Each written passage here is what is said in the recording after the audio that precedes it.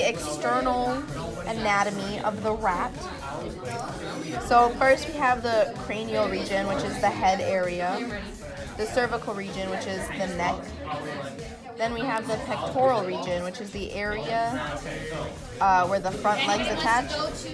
And then we have the thoracic region, which is the chest area. Then we have the abdomen, which is the belly area. Then we have the pelvic region where the back legs attach, which is around this area. Alright, so the rat is covered in a bunch of hair, which is currently yellow, but we believe it's from the dye. And he also has sensory hairs, or whiskers, or also called bursae, on his nose to help him sense things that are on the ground near him. And so, in his mouth, he has a large cleft in the upper lip, which exposes his large front incisors. So like his incisors are like right in here, this little teeth. So after the incisors, they're used for gnawing. Rats are gnawing mammals, and so these incisors will continue to grow for as long as the rat is alive. And so the eyes, which are covered, which they are right here. The eyes are right there, and in the eyes there's pupil, and there's a third membrane called the nictitating membrane, which is found on the outside of the eye. So it just gives an extra protection for the rat because they're lower to the ground. So it'd be like, and then it'd be under the eyelid because the eyelids are covering it. The membrane would be right there to protect the rat's eyes. All right, so here's the rat's.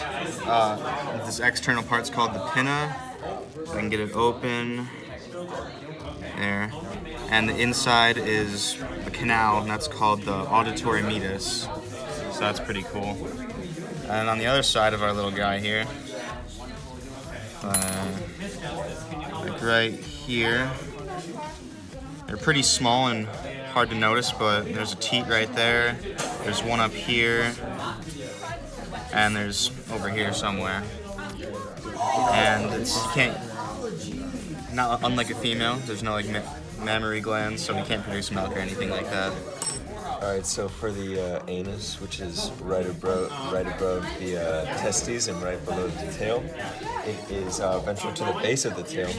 And for the tail, they don't actually have hair on the tail, it's actually covered by bristles, and though some rodents like gerbils have hair on their tails. So since our rat is a male, he has the scrotal sac, which contains the testes, and then just interior to the scrotal sacs is the prepuce, and then the urogenital orifice is where urine and sperm exit.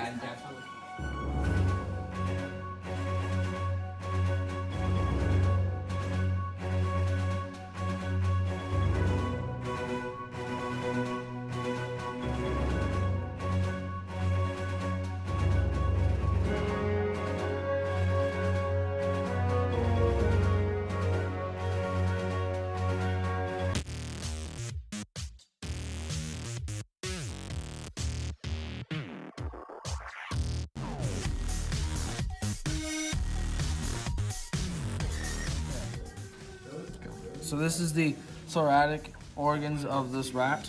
So right here is the rat's diaphragm. This is like thin piece, and that's like helping it breathe. And so on the sides of the heart, which is right here, are his lungs on each side, and those are also helping him breathe. And on top of the heart, there are the aortic arches, and that's part of the heart. And then there's a gland up here called the thymus gland, which is used for the immune system, and it's a lot bigger in young rats than it is in older rats.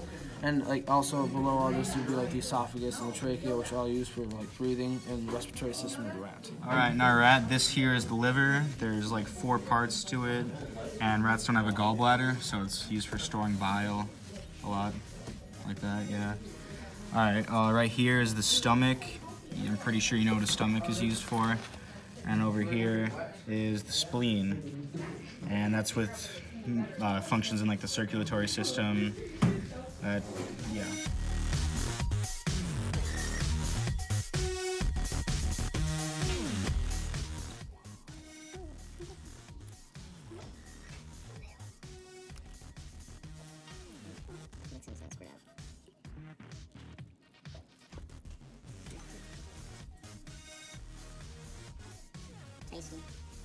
So this is the larger intestine, and then this is the smaller intestine. The larger intestine does have feces.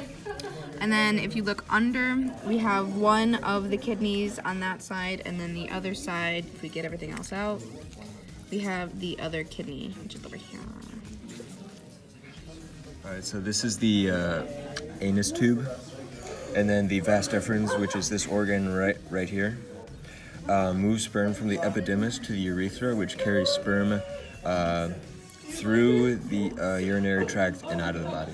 Okay, so in the scrotal sac, in the right testy, right here, that's where the semen will be produced, and it will go over to the prostate glands, both sides, and then the seminal glands, which is also on both sides, there. And these glands will produce a fluid that the semen will mature.